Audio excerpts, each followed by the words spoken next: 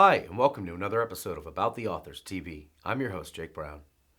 Retired FBI agent and best-selling author Joe Pistone made history when he assumed the undercover identity of mobster Donnie Brasco. The title of the blockbuster film, later made of his life and portrayed by Johnny Depp as Pistone, methodically worked his way up over 6 years in the Colombo and then Bonanno crime families. So convincing in his undercover role, he eventually sat down with mob bosses and was even proposed for membership into La Cosa Nostra before the FBI pulled the plug on the operation, netting the most convictions of Mafia figures in U.S. history in the process with over 200 indictments and over 200 convictions, including the famed heroin pizza connection case and a $500,000 contract issued by the commission that hung over Pistone's life for years to follow. After retiring from the FBI and deciding to write a book about his life story, the result, Donnie Brasco, My Undercover Life in the Mafia, became a New York Times bestseller and global hit in the process. Pistone next uniquely reassumed his undercover identity of Donnie Brasco on the page for future hit novels like Donnie Brasco, Deep Cover, Mobbed Up, a Donnie Brasco novel, and Snake Eyes, a Donnie Brasco novel.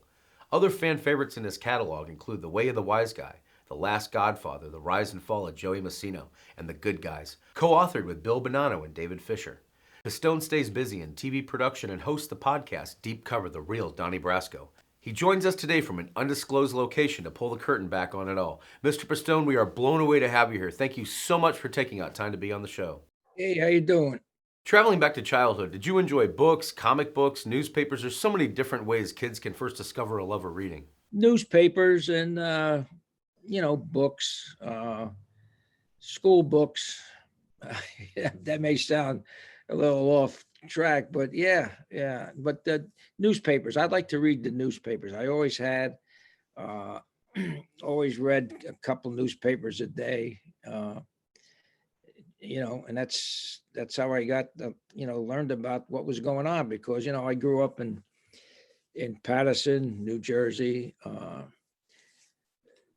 Didn't do much traveling, you know, uh, until I got into college and stuff. So that's how I learned about what was going on in other parts of the country and other countries actually. When you were attending the now legendary, courtesy of the movie Lean on Me, Eastside High School in Paterson, New Jersey, was it back like the beginning of the movie when it was an overachiever high school in the 60s, or more like the later version that Principal Joe Clark was brought in to clean up after so many years? They were. I had several. I had uh, a science teacher, Mrs. Camone. Uh, she was she was tops ace. Uh, my basketball coach, Mickey Spinelli, and another instructor. I had a couple, Mr. Smart and a football coach who was young at the time when because he had just come into just got out of the Marine Corps, just come into the system, Ron Fredericks. So I had a lot of good uh, people that guided, that not only guided me, but guided other individuals in my situation that were athletes. And they took interest in making sure we got our schoolwork done and stayed on the straight and narrow. I mean, it was a good relationship that the instructors, the teachers had with the students back then. It was when I went there.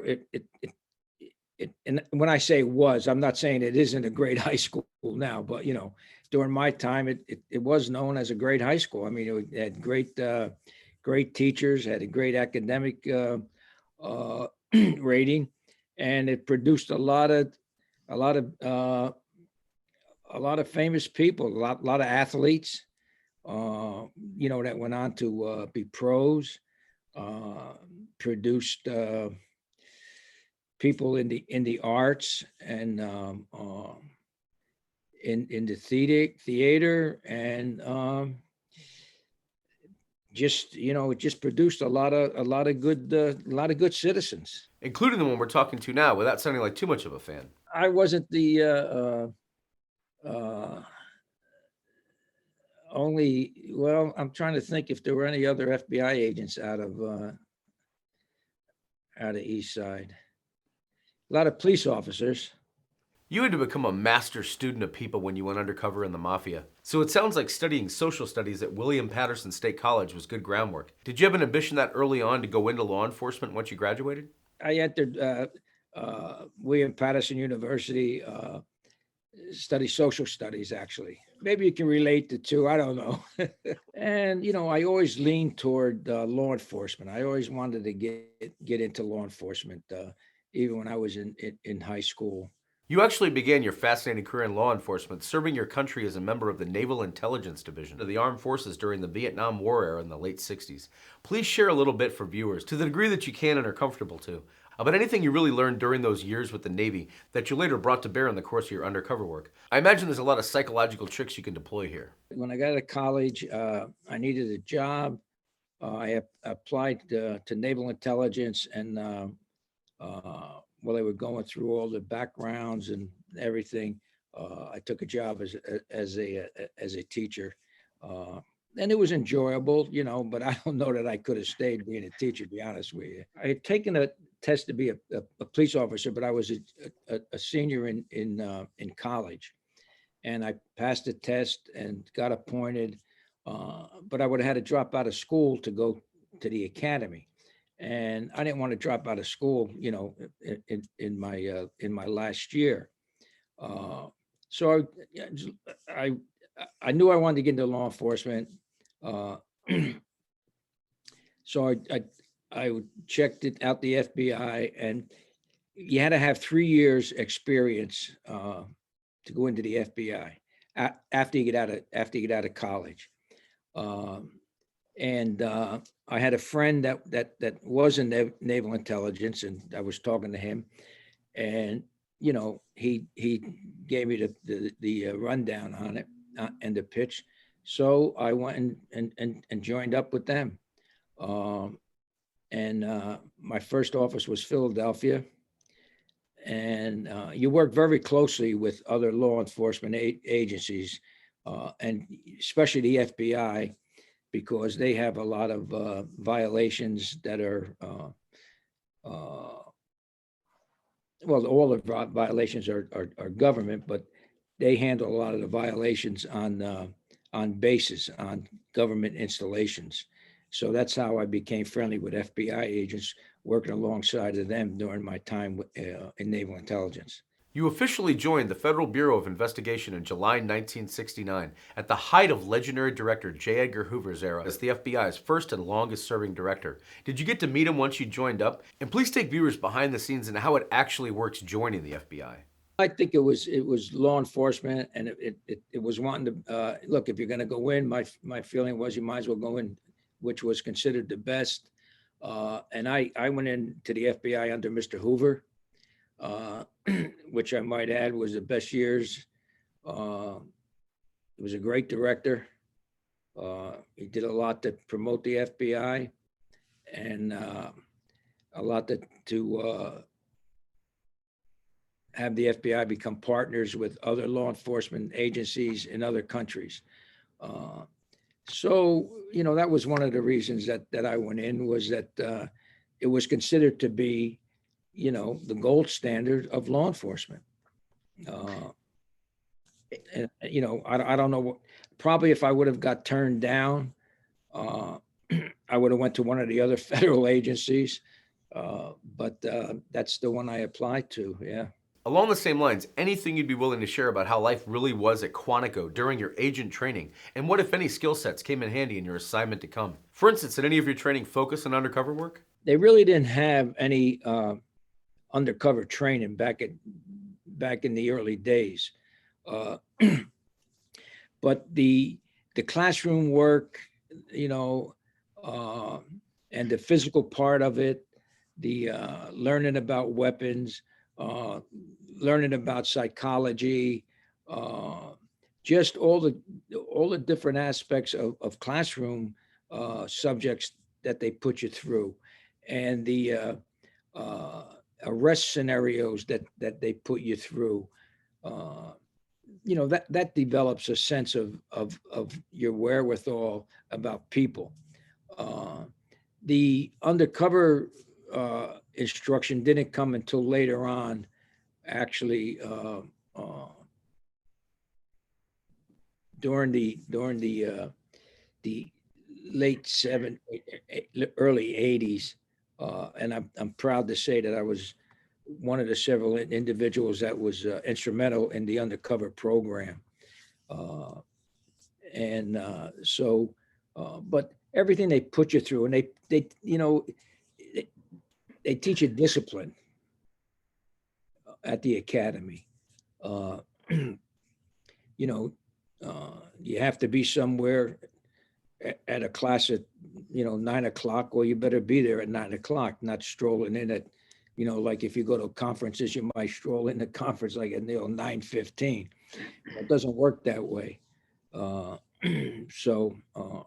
And they put you through a very disciplined program in the gym and on the firearms range, and in the classroom you're tested regularly on subject matter that you're being instructed on. So that it's a very structured. When I went through, I guess the first time I went through, I don't know if it was 16 weeks, but I had the distinction of going through the FBI Academy twice. Well, I actually had resigned after 17 years. I resigned from the FBI after 17 years, stayed out for about 3 years, and then reapplied to go back. And one of the conditions was that I had to go through, I think at that time, then it might have been 18 or 20 weeks of new agents training. So I had to go back through new agents training with 26, 27-year-old agents. It was a good experience, though. Up until when I went in, and then after me, other guys, there was no program. So I got together with a couple other undercover agents who did very significant work, and we decided that, look, we need a structured 2-week program to certify undercover agents. Before that, all it was guys would go down to Quantico and talk about war stories. It wasn't really training, and we come up with a 2-week undercover schedule for training, lectured by undercovers, lectured by psychologists, lectured by psychiatrists, how you infiltrate, a lot of do's and don'ts versus guys just telling war stories. And it's you're either in or out. And you're critiqued every day by counselors. You're critiqued every day, and you can get washed out on the third day. You can get washed out in the second week. You can get washed out in the last. And that's what we did. And then what? More importantly than that, what I'm really proud of is I was able to get a unit called the Safeguard Unit, and what that is, it looks out for the safety of the undercover agent, and it deals with the undercover agent's families if they're going through a hard time, et cetera, and it's assessing the undercovers psychologically, and that's one of the programs that I'm really glad that I was able to be one of the people pushing it through. Drum roll moment. For viewers going back to the beginning of it all, when did the FBI first approach you about going undercover in the New York Mafia? And what preceding that did your field work as an agent in the early 70s focus on when you were first stationed in Florida? Florida, I was on a general crime squad. We investigated fugitives, bank robberies, any kind of criminal activity, actually. Back then, gambling was a big thing that we investigated, but basically bank robberies and fugitives. I imagine it had to be actually pretty good research growing up locally around mob culture in Paterson, New Jersey. I grew up in a pretty tough neighborhood with basically an Italian neighborhood, uh, mob guys in the neighborhood, social clubs in the neighborhood. So, I got to know guys that were on the other side of the fence, uh, and you see how they act and how they conduct themselves. And then I had friends whose fathers were police officers, and you see how they conduct themselves, how they act. Uh, and growing up, in that type of environment, you have to know people. You got to study people because you always have to be in that awareness zone. And that was a good education for me. Please take viewers inside the case that actually kicked off your undercover career. It involved infiltrating a massive car theft ring that led to over 30 arrests and convictions, if my math's right.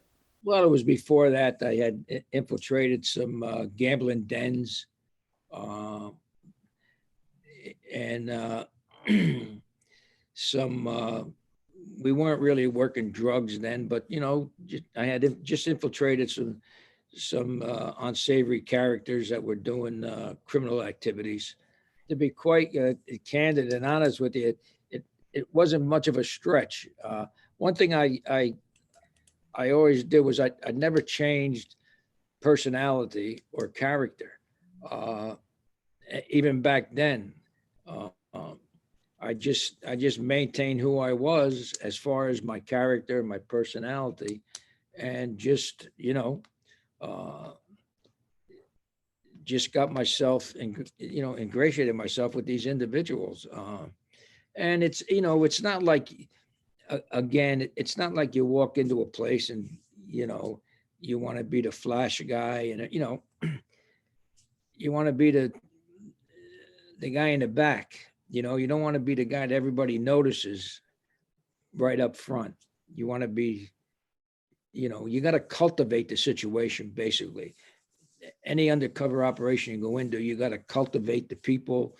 You got to cultivate the situation. You got to gradually let them know, why you're there, who you are, what you're capable of doing. You never just walk in and like in in the car theft ring, that I infiltrated. You never walk in and say, "Hey, I'm the greatest car thief in the world." You get to know the people. You find out where they hang out, and that's how you get to know them. And it may take a while, and then finally, you start talking about whatever the crime is that they're involved in. And that's how you do it. I mean, that's a cold entry. That's without anybody. That's without an informant introducing you. Okay, so let's go back to the first time you actually got the call to play what would be the role of a lifetime. This time in a role working undercover around the clock 24/7 as jewel thief Donnie Brasco. Out of curiosity for viewers, what kind of preparation do you go through to become a jewel thief? And how eager or hesitant were you to take on the assignment when it was first offered to you? So I came off of that, and I get back to New York, and my supervisor by name of gentleman by name of Guy Barato was a supervisor of the truck hijacking squad. Uh, Back in the day, New York was probably losing 5 or 6 tractor trailer loads a day. And that's a lot of money because, you're talking high commodity. You're talking about pharmaceuticals, uh, coffee, which is, expensive, um, all different types of commodities. And, it was all controlled by the mafia. Uh, Even if they weren't hijacking the trucks went to them. All the goods went to them. So he had a plan uh, to see if we could infiltrate the fences. That was the initial. So when I get back, I I knew how to drive an 18-wheeler because I drove them while I was in college during the summers. And asked me if I wanted to, be the undercover. So I said, sure. So, it takes planning. It took us like six months to plan the whole operation, setting up a false identity, et cetera, rent an apartment, everything you have to do under your fake ID, your false identification. And then the premise was we knew restaurants and bars that these guys hung out in. So I would just to go out and get my face seen and hopefully get into conversation with people and then, go from there once I cultivated them. And that took about another 6 months because again, you don't walk into a place and say, hey, I'm Donnie Brasco, I'm a jewel thief. And that was my profession. And the reason I picked jewel thief was that you can't go into an undercover operation being a guy that commits felonies, crimes of violence. You can't do it. So, but you have to know your profession. So I went to school to learn about diamonds and precious gems, spent time with friendly jeweler. And then when I got pretty comfortable, that's when I started hitting these places. So for fans who don't know, this operation was originally dubbed Sun Apple because it had both New York and Florida operations going on at once. Yours launching in September in 1976, until you eventually infiltrated your way as Don the Jeweler into the Colombo family as an associate with Jilly Greca's crew. Please shed light, if you would, on how you first worked your way into that family. I actually had gotten in with the Colombos. That was the first group that I started hanging around with. And, that was a whole cultivating thing where I talked to, I got friendly with a bartender after, several months of hanging out, went to this one restaurant. And also, not to get into it too deeply, but you have to know your enemy. I'm sure you've read The Art of War, you have to know your enemy in order to defeat your enemy. And one thing, with the Mafia, they have certain rules. Some rules will get you killed, some won't get you killed. It all depends on which one you break. And I knew them. I knew the rules. And by showing that I knew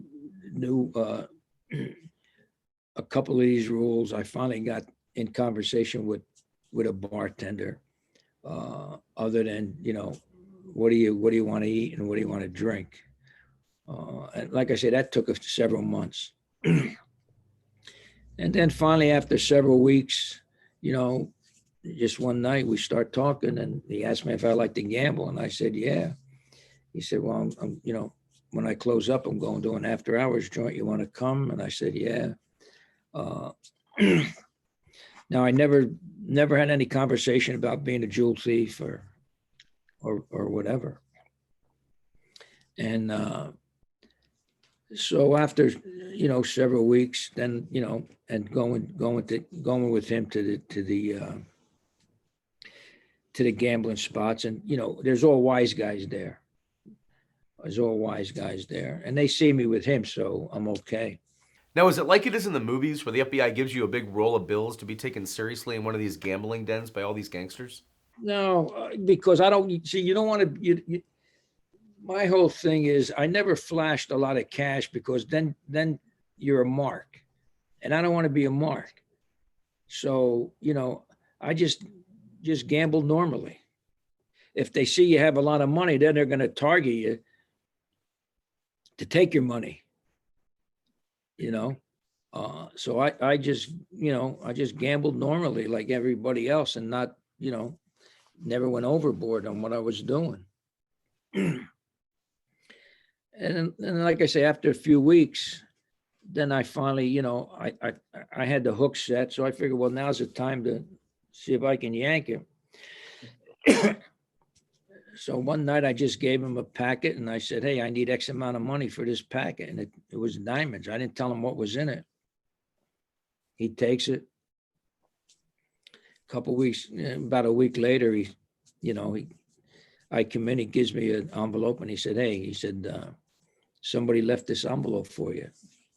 From there, your introduction to Anthony Mira as Don the Jeweler eventually led you to first link up with Benjamin Lefty Ruggiero, a Bonanno family hitman famously portrayed by Al Pacino in the film, who was at the time in a crew run by Mike Mimi Sabella as a captain. How did that networking really happen? He's got to figure I'm a jewel thief because I'm giving him a packet of diamonds. And, we're using a street price, not Tiffany prices. So now he starts introducing me as Don the Jeweler. And I had met a Colombo guy, and through the bartender, and the Colombo guy says, hey, why don't you come out to my club in Brooklyn? And so I started hanging around with the Colombos. I stayed with them for a few months, and then I got into a beef with two guys in his crew, and it ended up being, a physical beef, and I knew I couldn't go back there anymore. But I also had met a guy by the name of Tony Mira, who was a Bonanno guy. So then I gravitated to him, and that's how I became involved with the Bonannos, through a guy by the name of Tony Mira. You got to be an earner. If you're not bringing in money, who needs you? But yeah, Tony Mira was a made guy, and the made guy is somebody that's been inducted into a particular mafia family.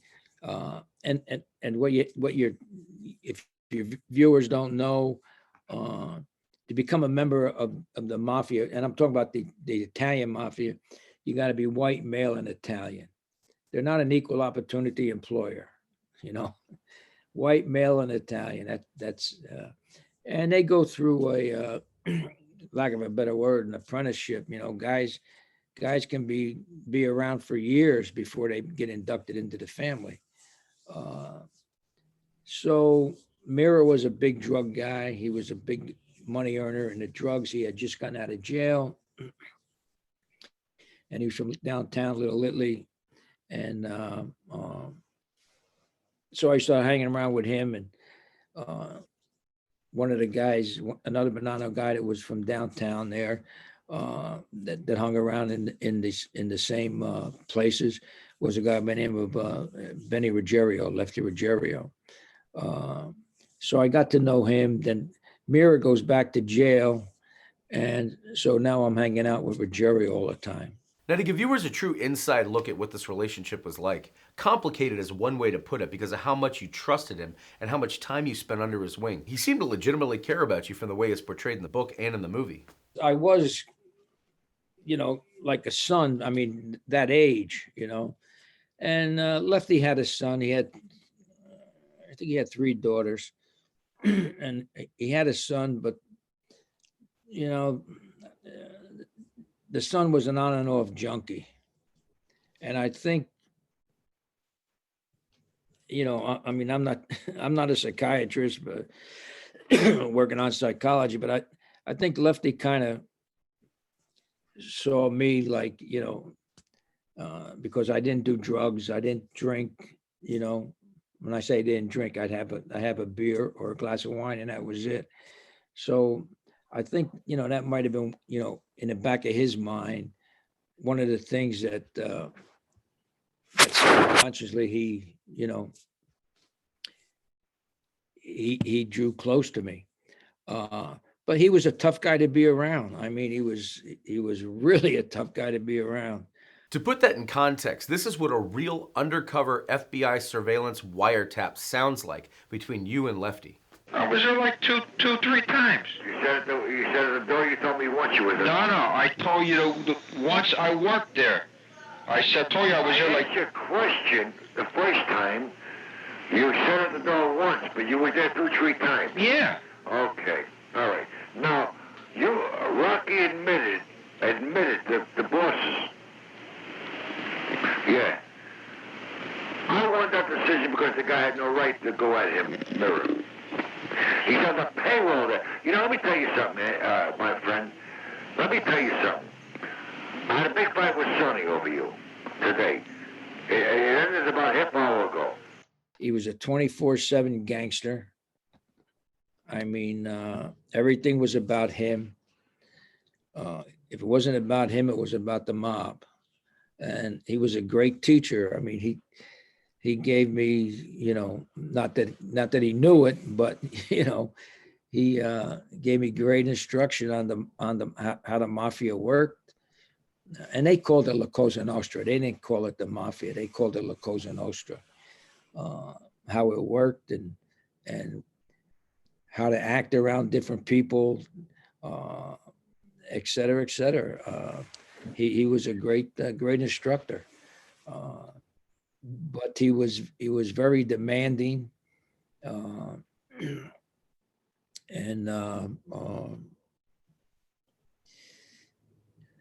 you know, other than, like I said, he was a 24-hour-a-day gangster. It's interesting because in the film, Johnny Depp actually portrays you with a pretty quiet demeanor in that role. One where you listen really more than talk. And that sounds like part of your training in action, especially as much as it sounds like Ruggiero was both talking to you and teaching you at the time. I had worked in bars, bartending. My dad ran some bars, so I worked for him in some of his bars, bartending. And when you're a bartender, you get to know people and you get to read people. And you get to listen. And in undercover work, that's one of the most important things is listening, not talking, but listening. And so I became a good listener that way. I would come around with jewelry and wristwatches and stuff and say that, you know, I pulled this job and nobody's in, you know, long as you got the commodity, then they're not gonna, you know, because everybody's stealing. So, you know, and so it wasn't where did you get it? Where, you know, who did you rob or what did you rob? I was involved in running a gambling operation with Ruggiero, and moving swag, stuff that was stolen off the docks or whatever. Yeah. Even though you were playing a part as Donnie Brasco, you've said you maintained the same basic personality. And I'm curious, just as a human being, did you get more of an adrenaline rush, if you'd tell us, playing him every day in the street, breaking the law, or actually playing him knowing that through breaking those laws, you were actually getting more dirt on these guys as you went along in the investigation? I didn't get any highs or lows from doing anything that I did with these guys. It sounds like you definitely came from the other end of the spectrum then on the law enforcement side, knowing that you were actually getting the goods on these guys. That's, you know, I was just doing my job, but, you know, I didn't get any adrenaline rush. Look, I'm in a social club with, say, 10 made guys.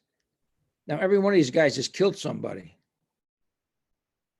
you know, but to me, it wasn't like, oh man, I'm around guys that, you know, that have killed 5, 6 people. I never thought of it that way. I just thought of it, hey, you know, this is what I'm doing. This is what I'm here for.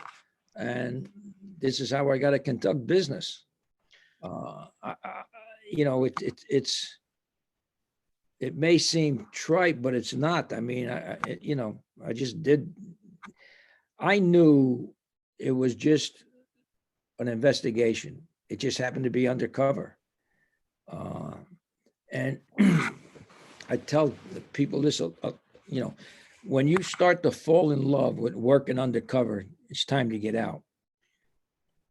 I never fell in love with working undercover. I mean, that was just my mindset. You know, I was conducting an investigation. It just so happened it was undercover. Now, while the film focused primarily on you and Lefty Ruggiero, in the book, and actually in the film as well as time went on, you explore the very close relationship you developed with your new captain, Dominic Sonny Black Napolitano here too. In fact, here's another real undercover FBI surveillance wiretap capturing you and Sonny talking on the phone back in the heyday of the operation to prove it. Individuals S.A. Pistone talked to were John Santo, a.k.a. Booby, and Dominic Napolitano, a.k.a. Sonny Black. Hello? Bro, Yeah. Donnie, Yeah, Don. what's going on? How are you, pal? All right, how are you? How's Florida? Come down and visit. You must be used to it by now. Yeah, well, I'm waiting for you to come back. Well, you see, now I'm about ready to come back. Well, You know what I mean? Because these visits once in a great while I can accept, you know, and enjoy. But to go... Well, listen, now you come, the dog track's open. I mean, there's something to do at night. Uh-huh. We can go to dog races, high lot. Yeah. You know, Uh-huh. we don't have to sit around and be dead at night. How many mob bosses did you actually get to meet as you moved up and got tighter with Sonny? Galenti was probably the first. I mean, do you see bosses? Yeah. Do you have interaction with bosses? Not too much. I mean, with Mira, I had met Persico. I went with Mira one time. He had to go to Brooklyn to have a meet with Persico.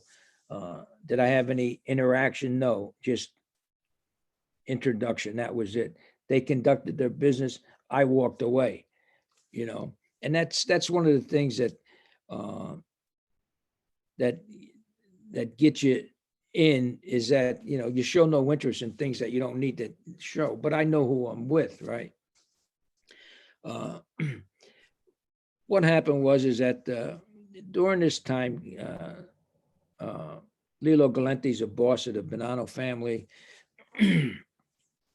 There's a beef in the family because, Lilo controls all the importation of drugs into the U.S. for the mob.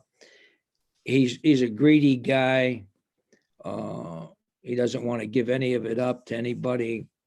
So there's a certain faction within the family, Sonny Black being one, a guy by the name of Joey Messina being another, and the Sicilian faction,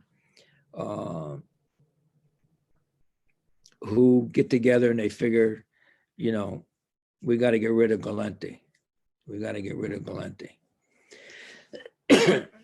So they make a deal. They make a deal with the commission that runs the Mafia, because the other bosses, they want a piece of this action. They kill Galenti. They appoint a guy by the name of Rusty Rastelli, the boss, but Rusty Rastelli's in jail. Sonny Black and Joey Messina are now captains, and they're designated the street bosses. Joey's in Brooklyn. Sonny's in Brooklyn. Joey's in Queens. They're running the family along with another Sicilian by the name of Catalano. There's three other captains that were with Galenti, and they want to take over the family. So there's a rift within the family. You're talking, of course, about the one depicted in both the book and the film that developed between your crew, led by Sonny Black in Brooklyn, and Manhattan Captain Sonny Red and Delicato. Would you explain a bit for viewers who don't understand about the internal rift that was going on and actually how severe it got in time? There's a war within the family. So I meet Sonny, of course, with Lefty, and Lefty has nothing but good things to say about me. Because of all the stuff we had done. We, had engineered a marriage when we were under Sabella, between the Bonannos and the Milwaukee family through Chicago. Was making, was running the gambling operation with Ruggiero.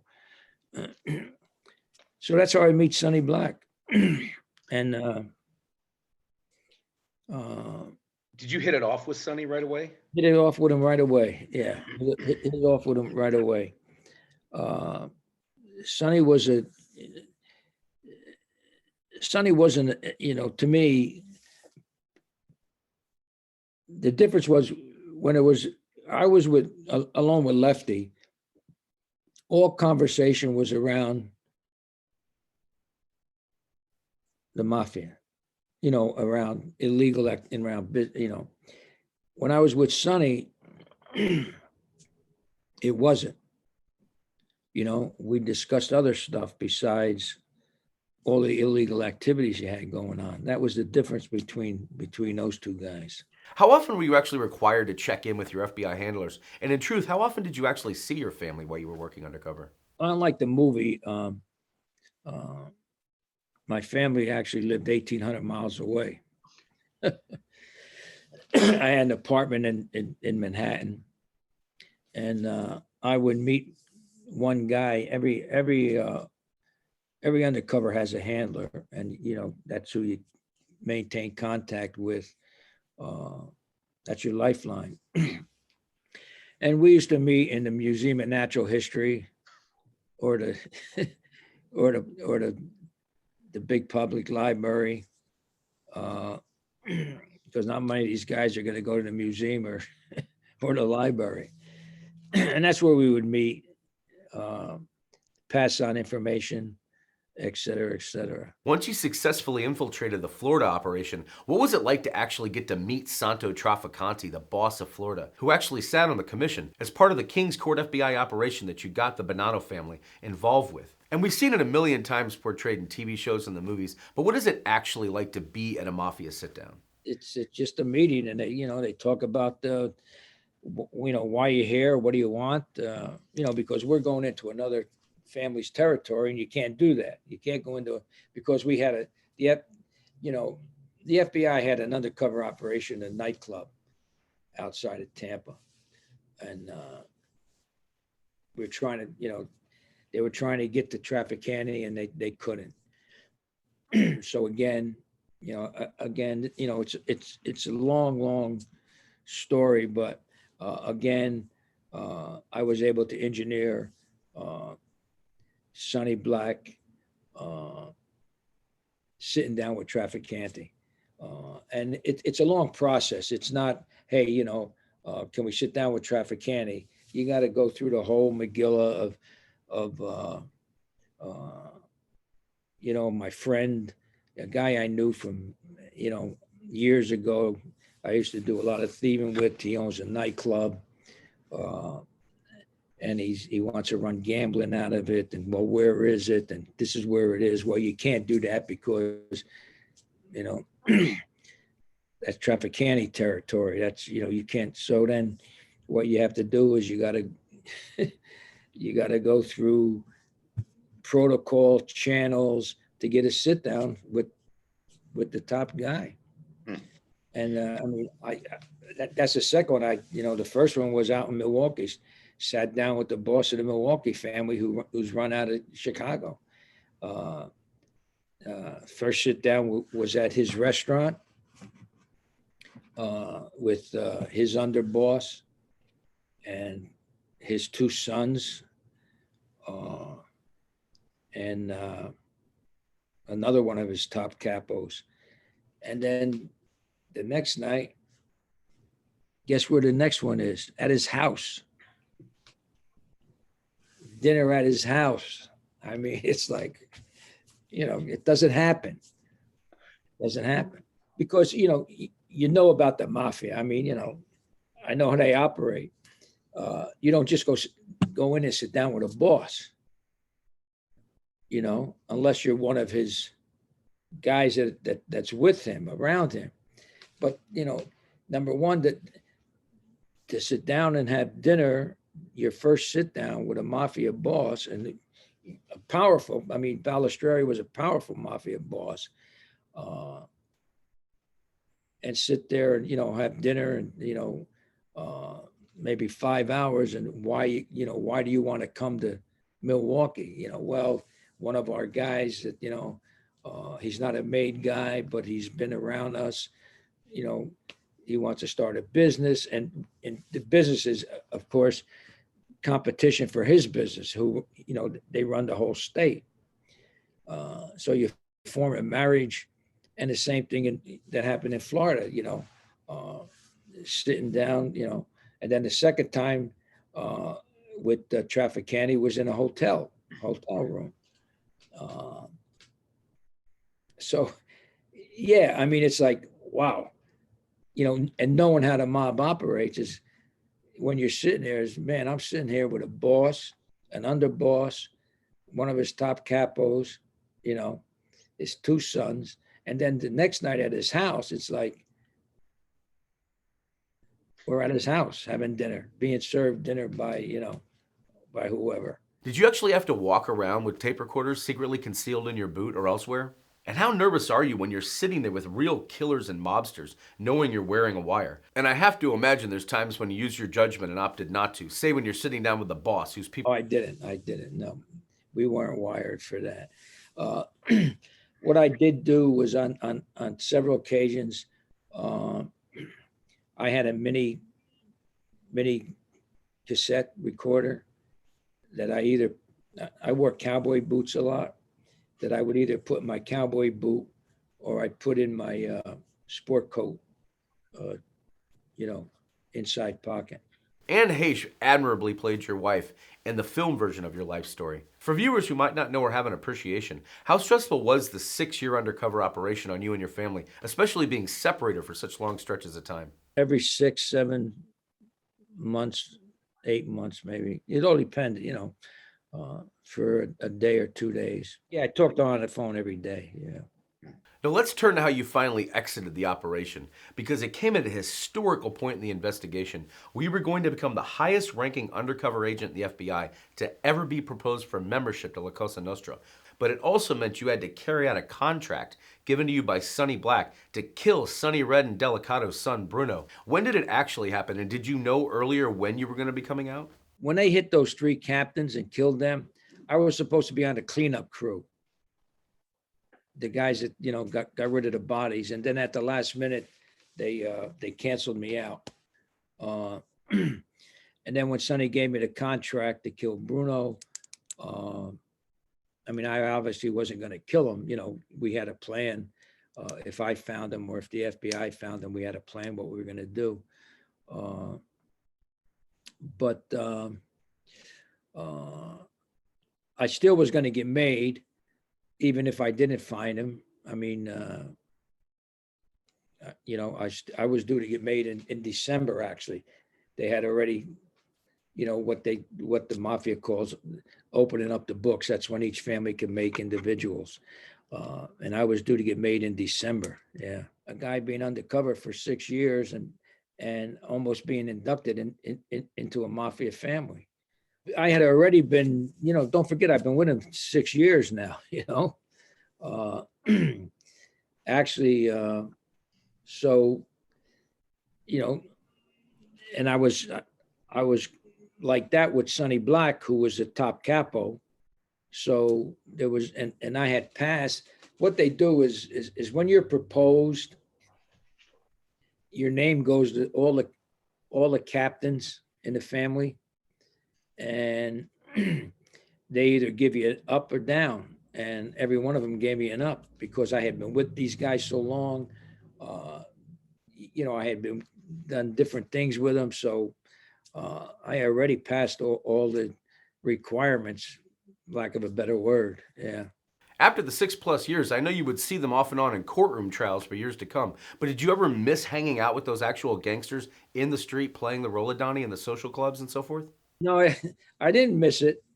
But, these guys, what people don't realize, these guys are like everybody else. They all have personalities, they all characters.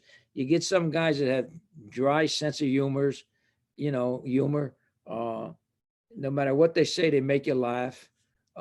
So, some of that stuff is not that I miss it, but it was like, so every day wasn't, 1,000% gangsterism, With that epic era of court trials that followed, including over 200 indictments and 200 convictions. First, what was it like to have to face Lefty and the rest of the crews in court after the undercover operation was over? And you'd spent so much time getting to know these guys so well and so convincingly. In all the Mafia cases that I was involved in, I think there were 245 convictions.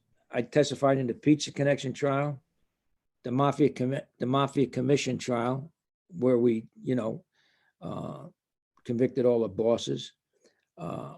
My first trial in 81 was the first time where we used RICO and charged these guys with murder. And I mean, so, you know, and Rudy Giuliani was the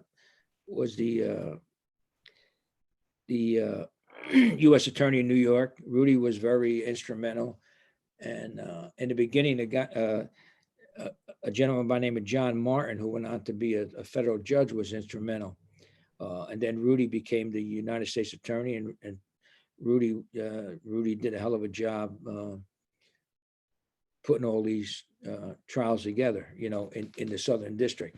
I had trials in the Eastern District too. Still, it must have been a little surreal sitting across the courtroom from all these mob bosses and guys you knew in the streets while you were undercover as Donnie Brasco. And along those lines, what could they really say to cross-examine you given all the wiretaps and surveillance photos and other evidence that you'd helped the government collect against them for years? They try to discredit you on how much money you spent. You drank too much. Well, they couldn't discredit me on how I drank too much, because if anybody got up there and say I drank a lot, they'd be lying, because I'm not a drinker. I never been a drinker, and even when I worked undercover, I never, you know, like I say, my limit is a beer or a glass of wine, and I can't even finish a bottle of beer. You know, so and I never did drugs in my life, so you know what I'm saying. So it basically was, you know, entrapment. Or I never lost a case to entrapment. So I had a funny story. I was testifying in the Eastern District against, I think Rusty was there. Nicky Marangello. Nicky Marangello was the underboss of the Bonanos under Carmen Galante. Now, I'm testifying maybe 3 years, 4 years after it went down, and I had testified in I don't know how many trials. And I get off the stand and I'm walking by Nicky, and he calls me Donnie. And he says, Donnie, how could you do this? You were one of us. And this is like I say, 3 to 4 years later, you know? Well, that just demonstrates how good you were at your job, doesn't it? But you never, it sounds like, struggle with any of the weight of testifying against guys like Lefty, even if you were friends with them in that undercover role. They killed Sonny Black. They killed Tony Mira. They killed Jilly Greco. Lefty was on his way to get killed, and the Bureau saved him. They snatched him because they overheard that, you know.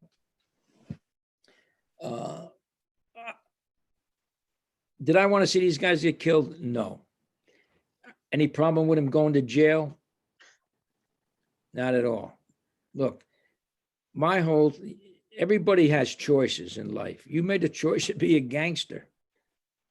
That's your choice. You were a gangster before I got there.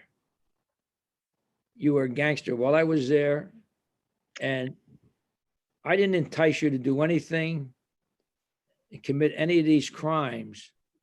They weren't through me enticing you to do them. You were doing them. So, you know, my job is to gather evidence and get you in a courtroom and hopefully get you convicted. I think we were in a courtroom we were in a courtroom in Tampa. And he jumps up and says, that prick should be in jail. He's the gangster, not me. He's the gangster. Yeah, he didn't have there was no love lost there between us. I have to imagine that was great practice, those 6 years you spent testifying, as you're a natural storyteller, and it gave you a chance to really get to know the material. How soon after the operation wound down did you decide you wanted to put it all down in a book? And how does that work? Did you have to get the FBI's permission first, for instance? Or to have them vet the book for classified info before they greenlit it being published? For reasons not to get into here, I decided to resign from the Bureau. It's funny. I mean, my first trial was in 82. I didn't write the book till 88. Through a good friend of mine, Lou DiGiamo, who I went to high school with at the time, was one of the top casting directors in Hollywood, but he worked out in New York City.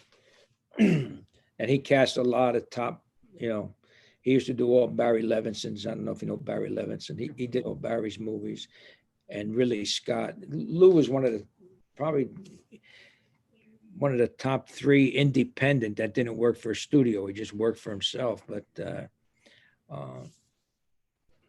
so I hadn't seen Lou in all the years I was undercover. But he got in touch with me, and he said, "Hey, you got some story." I said, "Well, I can't do anything." So I went through all those trials. I went from 82 to I guess 88 in trials. I mean, I went through a lot of trials. I went to Rudy. I went to Louis Free, who was the top prosecutor under Rudy, was prosecuting these cases. Barbara Jones, who was the top prosecutor in the Southern District, and a good friend of mine in the Bureau, Jules Bonavolante. And I told him, I said, "Look, I'm going to quit. I'm going to resign." And they knew the reason why. And like I said, I don't want to get it. It was personal between myself and individuals in the FBI. So that's when my friend Lou DiGiamo said, "Hey, I think I can get you a book deal." So I went to them and I said, "Hey, would that, I know you guys want me testify in other trials. Would this screw anything up?" And they all said no.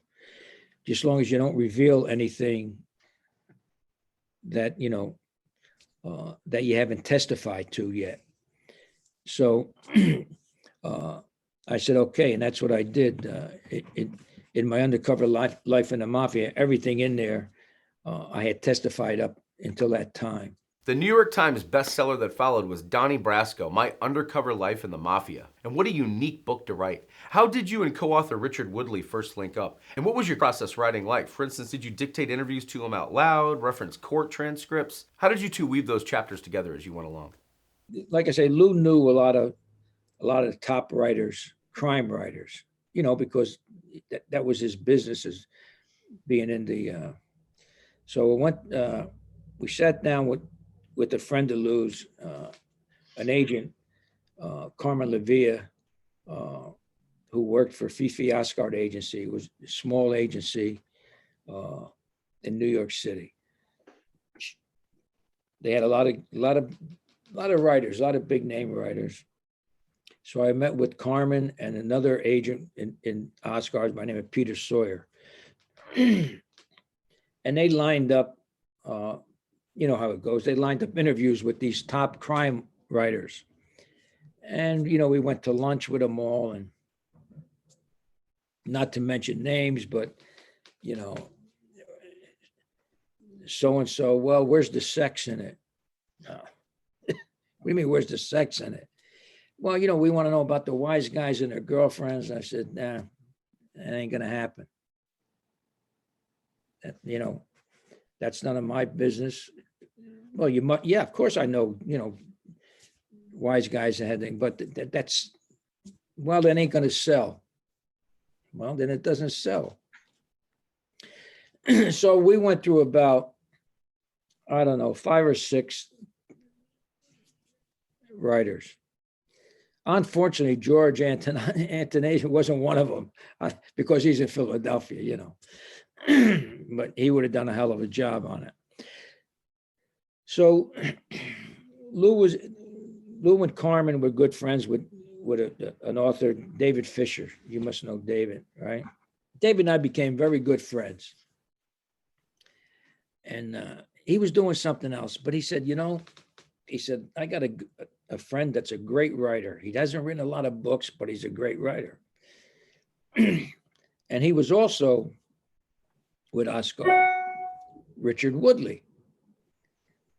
He said, let's have lunch or dinner. I don't remember what it was with Richard. So we did. Went over the whole thing. And Richard said, look, this is your book. He said, and that resonated with me because all these other writers, they were crime writers. I mean, they were great writers, but they wanted to insert their knowledge. So Richard and I sat down. We did a treatment. Carmen and Peter were able to sell it to Michael Hamilton at the New American Libraries, part of Penguin. And I met with several other publishing companies, but I like Michael, even though their offer wasn't the top offer. I liked her because she was upfront, and so that's who we went with. And the way Richard and I would work, we'd meet, and I would just regurgitate to him and on tape. And that's how we did it. I'm the type of guy that gets to the point. You know what I mean? I mean, if I tell you a story, I'm going to tell you the story, but I'm going to tell you the story with the facts. I'm not going to leave out, well, I had an interview today, and the gentleman that was interviewing me, had a gray sweat, had a gray T-shirt on, with a pullover or zip up, with a hood. What's that got to do with anything? You know what I mean? So, and that's what I did on the stand. I didn't elaborate on the facts. It was the facts. These are the facts. And, Did the Bureau give you pretty open access to their archives of wiretap conversations you might have needed a reference or say quotes for the book between you, Sonny, Lefty, and other mobsters? I always say, if there was anybody I would have liked to strangle, it would have been him at times. I asked this question often of your peers, and it really sounds like it did put a pretty big grin on your face once you were holding that finished product in your hand, the actual published book of your life story. In the beginning, when Lou DiGiamo said, you got a book, I said, look, who cares? But I had no idea how much this was generated newswide. I mean, it was all over the country, other countries, it didn't resonate with me that how big of a story this was. And then, then finally, he convinced me, and I said, well, let's try it. Was it strange to go from the relative anonymity of being undercover as Donnie Brasco, then having your identity protected during the rest of the 1980s you spent testifying, to then having this book become such a global phenomena that everyone within a short time suddenly knew who Joe Pistone was? And that must have been tricky promoting the book. Were you doing it from undisclosed locations? We had taken precautions prior to me resigning the first time. And and the Bureau was good on that. The FBI was good on that, moving my family, doing what they had to do, creating backgrounds for my kids, et cetera, et cetera. When I went to trial, I had a couple of FBI guys with me all the time, guys that I knew that I had worked with me all the time. But I wasn't under witness protection. I had, wasn't a witness protection. But it was, it was more, I think it was rougher for the family than it was for me, because I'm figuring, look, I'm carrying a pistola, I can take care of myself. Still, it's a now mythic fact within Mafia lore that you lived for years with a $500,000 contract hanging over your head from the Bonanno family in the background of all this. My main concern was, they knew where my immediate family, when I say my immediate family, my wife and kids, they didn't know where they were, but they knew where my parents lived. They knew where my in-laws lived, et cetera, et cetera. So that was more of a factor to me, you know. It never got lifted, but, you know, I don't think anybody, any real mob guys out there looking and saying, you know, first of all, he'd have a tough time collecting from the mob today, you know.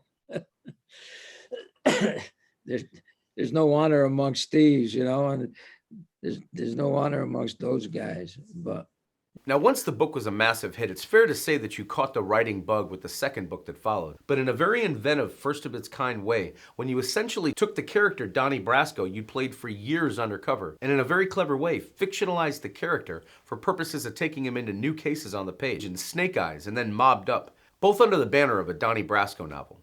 Carmen LaVia come up with ideas of doing, you know, and I said, well, let's keep the Donnie Brasco character and just put him in different parts of the country, in different situations that he's not used to. Let's get him out of the big cities, you know, like Snake Eyes is in Louisiana. The other one, Mobbed Up, is in Florida. You know, let's put him with groups that, you know, the Dixie Mafia. Let's get him out of the Italian genre, you know. So that's what we did. Diving deeper into the writing of both Snake Eyes and Mobbed Up, we're dying to know what it's like to go undercover in a book. Say the way you did in the Russian Mafia-run Louisiana nightclub in the first novel, or dealing with both the Italian and the Russian Mafia that are featured throughout the second. You certainly know the way the characters think in that headspace. For instance, did dialogue come easy to you as you were essentially writing a version of yourself in the book? The whole process just sounds fascinating. We appreciate anything you'd share about how it worked here with viewers. And I took different... of course, most of the, you know, most of it's, they're fiction, but I took bits and pieces from cases that I knew about, you know, and we weaved those into the story. I figured, well, what would I do in this situation? How would I handle that? And I put the Donnie Brasco persona right into it, you know. But you next teamed up with co-writer Charles Brandt to tap your deep well of Mafia knowledge as you sat down to write The Way of the Wise Guy. How did you go about selecting the 80 stories in the book that really effectively pulled the reader deeper into the Mafia life and culture? What I wanted to do with that, just show how wise guys are. You know, like some of the chapters, how wise guys are in restaurants, how you can't embarrass a wise guy, wise guy nicknames, just basically an education book for individuals about how wise guys behave.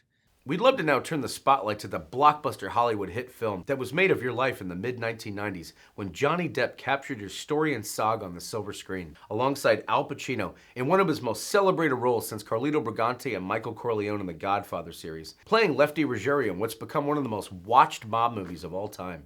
In fact, I got a text the other night. Somebody's texting me at 12:30 at night. I'm watching your movie. Once that call first came that they were making a movie of your life story, how long did it take to actually get the film made? And how involved were you in the adaptation? And how accurate did you feel after watching it that it was to the way it all really happened? The book came out in 88. I signed a deal in 92. Signed a movie deal in 92. And I signed it with Barry Levinson's company. And Barry got Paul Antonazio to write the script. And I spent a lot of time with Paul. Paul's a terrific individual, a great person. He spent a lot of time with my wife, my kids, friends. He did a lot of research before he, you know, and I mean, just look at his script. So, you know how Hollywood goes. And then, you know, Barry has the script. How much time did you and Johnny spend together as he prepared to play you? And how surreal was it to see your life up on the silver screen like that? Did it, for instance, help people have a better appreciation for the pure 24/7 pressure that you were constantly under in deep cover like that? You know, they send it out to the agencies, right? So every A-list actor wanted to play Donnie. And like I said, there's too many names, but just think of every A-list actor. And they go to Al for Lefty. And he wanted to play Donnie, but he was a little, at that time he was a little too old, because I was only 30, 31 years old, I think, or so, and Barry kept after him for Lefty. And a lot of these actors, I got to give Barry Levinson a lot of credit. They wanted to change the script. And Barry says, I'm not changing the script, and a couple actors that were A-listers said, well, I would have done this. And Barry says, what do you mean you would have done that? He was in the situation. This is what he did. You know what I'm saying? I mean, look, you've been in the business. And Barry wouldn't budge. Like I said, then they had Stephen Frears to direct it. Great individual. The time ran out for Stephen. He had this window, and the window closed. So then they went to Mike Newell, and Mike did a great job, actually. Let me tell you how we get Johnny Depp, though. So finally, Al Pacino accepts Lefty. And Johnny Depp, his name, we kicked it around, but they said, well, he's kind of young. He's really good looking. And, and I said, what the hell does that make me? I'm not bad looking, but I only kidding. So Pacino mentions it to Barry, and he said, I think you ought to send the script to Johnny Depp. He said, I think he's a hell of an actor. They sent it to Johnny, and Johnny accepted. I meet up with Johnny. They fly me to Miami. I meet Johnny and Mike Newell. I had met Mike before, but we meet in Miami. I spend a couple of days with Johnny, and he accepts the role. And then I spent a lot of time with him. I spent a lot of time with him. And once we start shooting a movie, I was on set. I talked to all the actors, about each person that they were playing, and I gave them a rundown, et cetera, et cetera. Spent time with Al, listened to tapes of me and Lefty up in Al's apartment. You and co-author Charles Brandt teamed up a decade later in 2007 again to write Donnie Brasco, Unfinished Business. Why did you feel the story was unfinished? And what were some of the revelations in this book that maybe you couldn't talk about when the first book was published 20 years earlier, that you were actually able to get out on the page for the first time this time? I wanted to get out what was unfinished. I wanted to get out because now I had testified in all the cases that meant anything. So I wanted to get that out there, and I had done undercover work overseas. I wanted to get those stories out, which I could, and that's basically what that was. We finished up the business of my whole career as far as the undercover aspect. When you guys sat down together again to begin working on your first fiction novel, this time it was with co-author Salvatore Bill Bonanno on The Good Guys. And for anyone who doesn't know, Bonanno is the son of late mob boss Joseph Bonanno. This teaming in itself was a bit unusual, and probably not one you would have done years earlier when you still had a price on your head by commission. There's a bit of creative irony. What was different about working directly with a relative of a family that you were actually charged with bringing down decades earlier? What we were looking to do is just tell a story again with some truth in it, from the aspect of a mafia guy and the law enforcement guy. I had never met Bill during my undercover days because he was basically out of it. Him and his family were living in out west somewhere. But, once we met again, it was set up by actually Bill's agent, Mickey Freiberg, who had done some stuff for me too. And when we met, but we got along fine because the one thing that any gangster or wise guy came away from this is that I was a straight shooter. I never flaked anybody. In fact, in one trial, I think it was Ruggiero told his lawyer, he's telling the truth. Well, what do you want me to do? So, and he knew that, he got the word from New York that, hey, the guy did his job. He never, he never did anything underhanded during the course of his undercover operation. So, we got along pretty good. Yeah. On the lighter side, writing the ultimate book of gangster movies, and I have to imagine you developed quite an accurate BS meter for what isn't credible sounding in these movies that lent itself to the book's writing. You see the gangster movies, and if you see, you see Donnie Brasco, you see The Bronx Tale, Goodfellas. That's how these guys really are. I said this before, but you take The Godfather. That Godfather's like an opera. I mean, you can't compare any movies with that. But the movies that I just mentioned, that's how these guys are. They're street guys. These guys aren't walking around every day with $5,000 suits on. And if they are, they're swag, they're from they stole them from somewhere.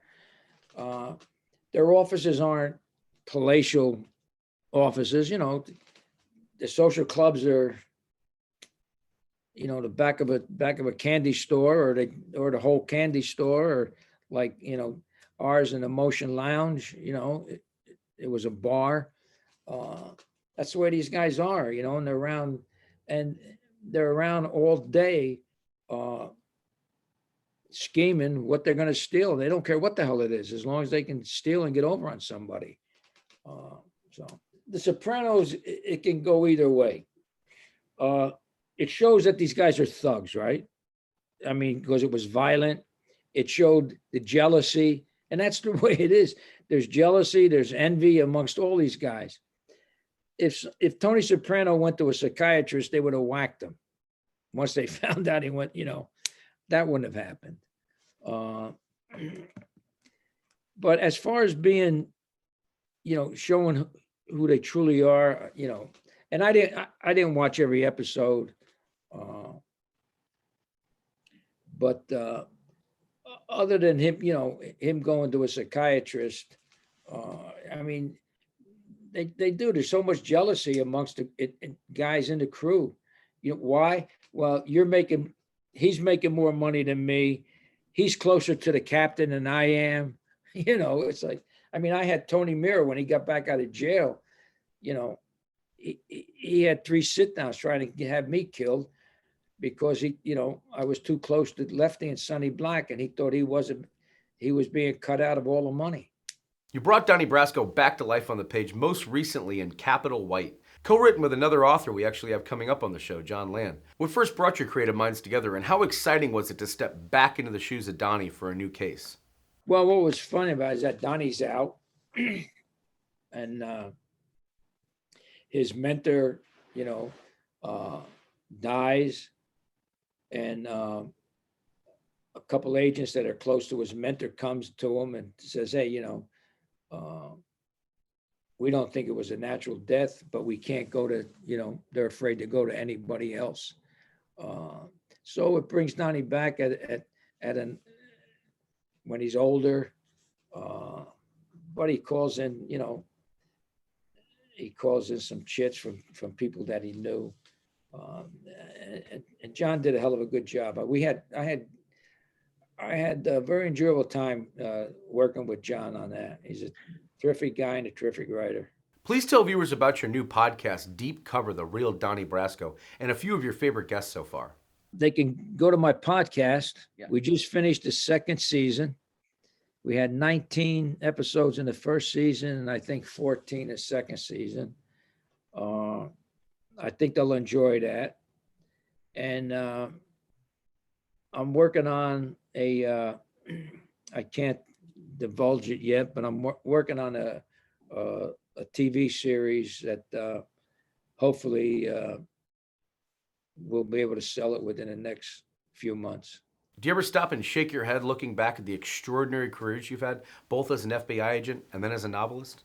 You know, it's enjoyable only because, you know, a lot of guys retire and they stay in law enforcement, you know. I mean, I keep my hand in law enforcement only by being an instructor at undercover schools, but I got no desire to do any investigations or get involved in any kind of law enforcement other than, you know, instructing in undercover work. And this is enjoyable, and it I hate to say it, it shows you that there's gangsters in all walks of life. There's gangsters that are real gangsters, and there's gangsters in the entertainment business. Finally, before we go, within the realm of your undercover work in the FBI, what makes you proudest of your service to the Bureau and your country in terms of how far-reaching the consequences of that service were? I'm proud of that. All my undercover jobs were successful. I'm proud that I was able to get on a witness stand and testify and come out, you know, on top. And what I mean by that, by not being embarrassed on a witness stand.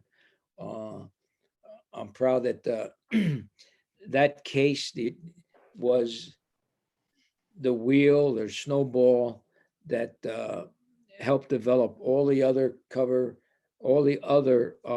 Mafia cases.